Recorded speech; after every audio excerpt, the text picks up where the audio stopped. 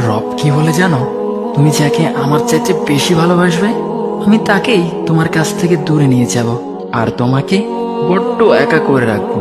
তিনি আরো বলেন, কখনো বলবে না যে তাকে ছাড়া আমি বাঁচবো না, কিন্তু আমি তোমাকে তাকে ছাড়াই বাঁচাবো। পিছনে সব আবেগ কেড়ে নিয়ে তোমাকে দিব্যি সামনে এগিয়ে নিয়ে যাব। তুমি কি দেখো নি, ঋতুরাও যে 2 মাস পর পর বদলাতে থাকে, ছায়া দেয়া গাছের পাতাও তো শুকিয়ে যায়, আর যখন সবর হারিয়ে ফেলে তখন ঝরে পড়ে। কিন্তু তোমার রব তো ধৈর্যশীল ও পরম দয়ালু। তিনি তো সেই ঝরে যাওয়া পাতার ঢাল থেকেও সবুজ পাতা গজান।